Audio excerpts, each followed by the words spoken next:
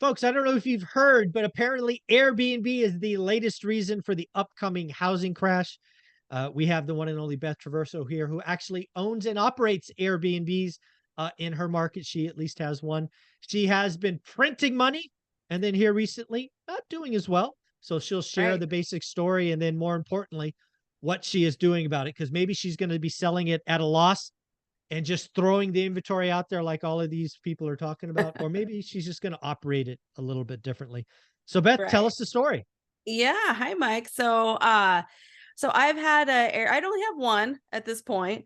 And I've had it since 2017. So before the whole craze happened, and it's in an area about an hour and a half east of Seattle in the mountains, in the Cascade Mountains. Mhm. So a mountain town, very vacation. People go there. It's a vacation destination for people that want to do weekend getaways close Mhm. to Seattle area. Okay. And so it's in a community that was built just for vacation homes. There's almost nobody lives there year round. It's just a bunch of vacation homes. Okay. We purchased it, like I said, about 6 years ago, and it was doing pretty good and everything. And then pandemic happened and it just went bananas over there. Right. So, and then everybody was jumping in. Prices, I swear they doubled in like 2 years. And money and people were just pouring in there, buying these houses and turning more and more of them into short-term rentals. Okay. Um, Market got oversaturated. Um, Bookings have gone down. People are traveling more in our area. They're getting on a plane and traveling more. Right. Mhm. So, and also I think it just there's also been a lot of grumblings from people that are kind of burned out on how some Airbnbs are being run. Mhm. Airbnb, vacation rental, same thing. And for this conversation. So, and I have seen just a huge increase in our little area there of the number of homes available. It used Right. to be just, a relatively small amount. And then it was just like every single person buying over there was buying to turn it into an Airbnb. And there's only so many people that are making that trip. Right. So our cabin, the bookings went down by more than half. There was some time in the spring, which granted is always a slow season because the snow is kind of melty and it's not summer yet. Like, what are you going to do there? Mhm. But we had a couple of months where there was like nobody there, maybe one Mm. booking. So I reached out. So I don't manage it myself because I'm not equipped to do that, and I just can't deal with that. Yeah. Yeah. So I would make a lot more if I did, but I just can't. So You got other things going on. it's not my Okay. best use of time. So I have somebody who's there local with a wonderful team that was managing it when I bought it that I just took over. And so I just talked to him about it because he's right there and sees it, manages the bookings the whole thing every day. And so um he advised me to increase amenities because those are the ones that are getting better Mm. bookings. Okay.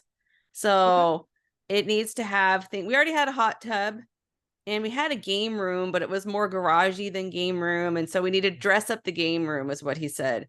We Okay. updated a lot of furniture too, put more TVs in and stuff, and just kind of zhuzhed it all up a little bit. It was getting a little dated, not super bad, but it just wasn't as modern as the interior looks. So we did some changes in there, nothing big, just furniture.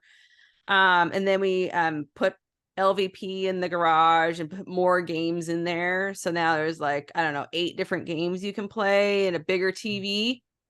And sure enough, we're getting more now. We're booked all summer. I Mm. mean, it's hard to say if what would have happened otherwise, but it's getting booked a lot more. If this basically every weekend there's somebody there, so revenues Yeah. are back up. The improvements we did will pay for itself over this summer, and then we'll just be good from there. But um some of the things to keep in mind is that people want more amenities. People are shopping from a plethora of options, and they're going Right. to be picky because they can be. Mhm. um the other thing is, we're not asking people to do work when they leave. I hate Right. that. Like, I don't want to be stripping the beds and washing all the, it's like, we don't, you don't Yeah. go on vacation to do that stuff, and Yeah. so if you go to a hotel, you just leave it. That's part of the beauty of a hotel is you just walk Yep. away. Somebody else comes in, especially if you're paying a cleaning fee. Like, why do I got to wash the dishes and all that stuff if I'm paying a cleaning fee? So, Exactly. and I do believe there still is a cleaning fee, but it's pretty minimal. Like, we're not going to gouge people with all these random fees. Hmm. And it used to be there was a sign there about, hey, before you leave, could you do this, this, this, and this? And now it's like, nope. Take it out. If you want to, great, that's nice, but we're not asking you to do any of that stuff. Yeah. So I am curious. Again, you got in early. Is this something that your family uses occasionally, hence you would never sell it? Is that kind of how this is for you? Yeah, I'm not planning on ever selling it. We go there in this. We went there one weekend this July, and then we'll go again in August. But we don't spend a lot of time there, but we go there maybe 5 times a year or so. It's easy to just zip over there. The Yeah. convenience factor is great, and so we bought it. So I did the history of how we ended up with it was we had a problem house on the other side, our Seattle side of the mountains. That for whatever reason, like the only eviction I ever had to do was from that house. And everybody we got in there was a problem in some Mm. way, shape, or form. And then the house itself was kind of a problem too. I don't know why, because it shouldn't be, but it was. And so the last tenants just kind of flaked on us, and we said, we can evict you or you can just go now. And they left.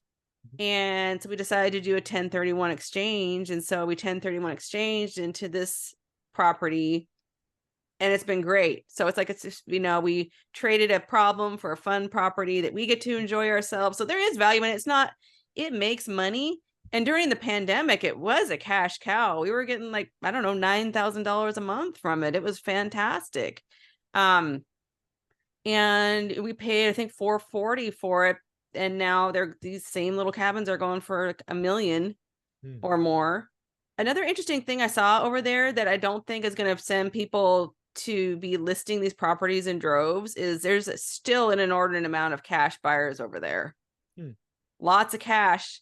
It's not investors like my style of investing where people are really cash flow focused. It's more about, we got money, we need to park it somewhere. We don't want to leave it in this brokerage account. We Right. like real estate and we like that area and we want to enjoy it too sometimes. And so they're just buying these places cash. Yeah, I think that's one of the things that, these proponents are saying Airbnb is going to cash real estate or crash real estate. A lot of people have Airbnbs now, but they're actually historically just second homes.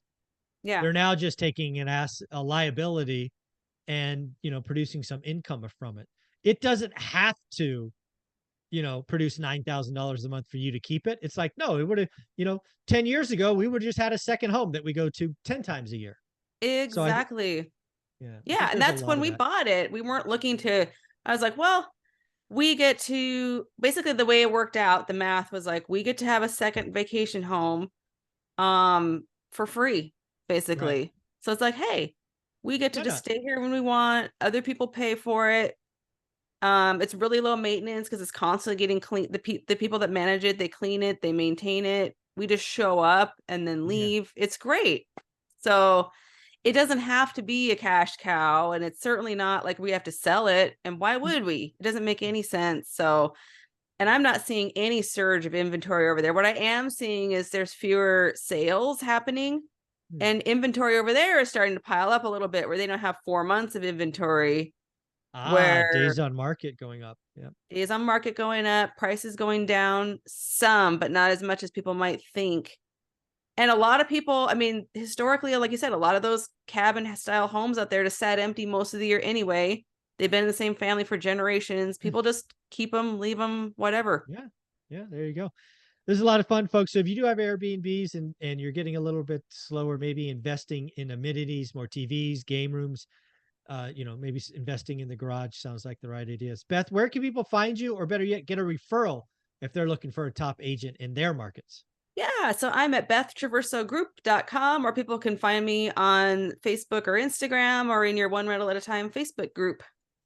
There you go. Thank you for coming back each week. I appreciate you. Thank you.